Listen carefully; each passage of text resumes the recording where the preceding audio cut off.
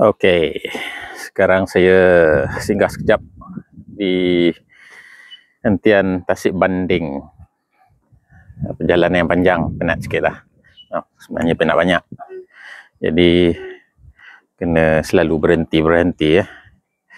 Kalau tidak, tiba masa mengantuk tu memang tak boleh nak fokus pemanduan. Okey, ni suasana di Tasik Banding, RNR Tasik Banding. Cuaca agak baik, tak ada hujan, sedikit mendung, tapi cuaca agak baiklah, dingin. Orang pun tak ramai, mungkin sebab hari ni hari Isnin.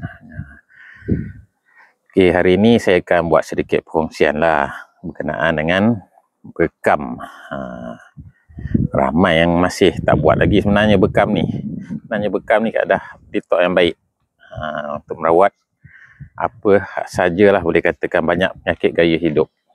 Okey, hari ni saya nak sentuh masalah sakit gout lah. Rupanya ramai lagi orang yang tak tahu bekam ni bagus untuk merawat masalah gout. Gout ni dia lebihan asid urik. Dia punya ciri-ciri dia sama juga, bisa menyucuk, nampak panas. Itu dia rasa berdenyut. Itu dia radang ataupun ada panas. Jadi bagi orang yang tak amalkan kaedah bekam, apa dia akan buat? Dia akan cari benda-benda yang contohnya buah-buahan ke, sayuran ke yang dia boleh proses, contoh makan atau minum. Macam itulah. Ataupun dia carilah benda-benda krim ke untuk sapu kan. Ataupun bila dia lagi tak tahu, mungkin orang pun tak beritahu dan dia pun tak explore, jadi kaedah mudahnya cucuk painkiller ataupun makan painkiller. Jadi itu semuanya bersifat sementara. Jadi kalau boleh, biar kita ikhtiarkan benda tu bertahan lama. Hari ni sakit, kita rawatlah secara intensif dan hasilnya bagus dan boleh bertahan, contoh mungkin 6 bulan akan datang ataupun setahun. Sambil tu kita kenalah juga jaga makan. Antara benda yang boleh trigger datang balik atau meningkat kita punya bacaan asid urik tu, antaranya adalah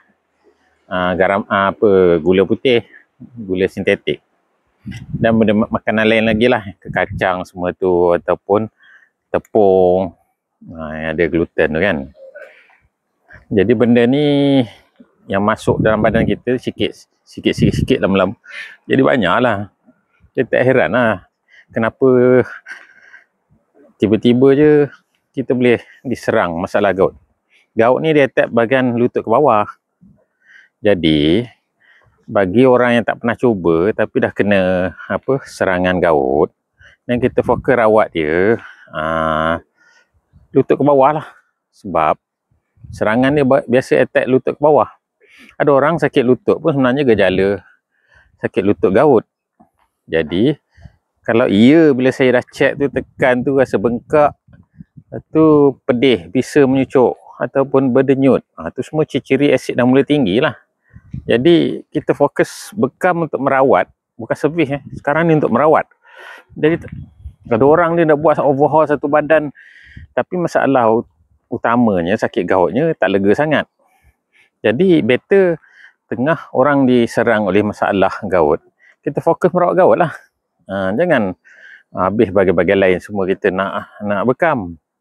Kita bagi tahu pesakit, kita fokus, contoh kita buat overhaul kaki lah, senang cakap.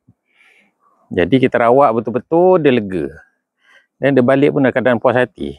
Sakit berdenyut tu dah kurang, kaki rasa ringan, otot tegang pun dah kurang.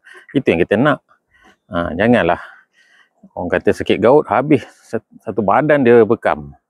Jadi memang tujuan untuk detox, tapi bukan pada masa tu semua kita nak bekam habis satu badan. Tapi kita kena advise dia akan datang, kena buat bahagian lain lah. Dan sekarang tujuan dia perawat sebagai macam saya lah. Bila saya dengar je orang tu sakit, maksud kita settle masalah sakit dia dulu. So, pesakit datang dalam keadaan sakit, dan kita rawat dia lah. Lepas tu dia balik dalam keadaan yang dah lega banyak. Itu yang kita nak. Kita janganlah datang dengan sakit, balik pun sakit. Itu kaedah saya. Dan setakat ni alhamdulillah terbukti lah. Dan saya nak lagi sedap, ada orang lepas dah buat tu masih ada lagi sakit baki, sakit. Jadi kaedah saya balas pula, saya bagi ubat homopati untuk masalah gout. Jadi balik makan je, makan kerap-kerap dan banyakkan minum air putih. Jadi kita nak sakit baki tu dirawat secara dalaman kaedah homopati pula. So next time kalau ada lah rasa tak selesa lagi, datang lagi. Mungkin kali pertama buat dah lega dalam 60%, 70%. Kalau 80% lagi alhamdulillah kan. Lepas tu kalau ada sakit baki lagi tu, dan datang lagi kita rawat yang bahagian kita tak cover lagi. Itu cara dia. Setakat ni alhamdulillah. Cubalah bagi yang siapa yang dah pernah kena attack ni kan. Jadi buat kaedah bekam ni. Ada warga emas ni saya tengok ada yang susah sikit lah. Mungkin dia skeptikal lagi kan, ataupun dia mendengar pandangan orang yang bukan ahli, walaupun dia bidang bagian medik, tapi dia tak pernah cuba bekam. Jadi apabila warga emas ni merujuk pada orang yang seperti macam ni kan, dan dia bahkan bagi nasihat yang tak betul lah, jadi dia tak cuba, dia tak tahu. Macam saya memang dah jadi keamalan, bekam ni mesti buat. Macam saya at least 2 bulan mesti saya akan bekam badan. Tapi kalau ada satu masa tu saya diserang sakit, contoh tangan ke kaki, dan kita cover bahagian tu. Macam tu Semoga bermanfaat.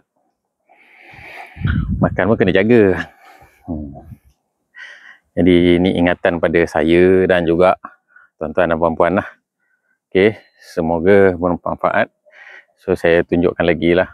Ni suasana di RNA Tasik Banding. Suasana memang agak aman damai lah kat sini. Sebab apa? Ni bukan cuti sekolah.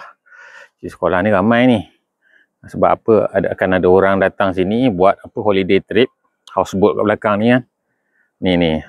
Jadi penuh lah. Tapi kalau macam hari ni bukan cuti sekolah, bukan orang cuti public holiday ke kan. Jadi memang aman damai lah kat sini. Tak ramai orang. So kalau siapa-siapa tak pernah datang sini, bolehlah datang. Tengoklah suasana sini. Dia pun healing juga. Terapi minda. Tengok pemandangan alam sekitar. Kita hargailah ciptaan Tuhan. Okay. Assalamualaikum warahmatullahi wabarakatuh.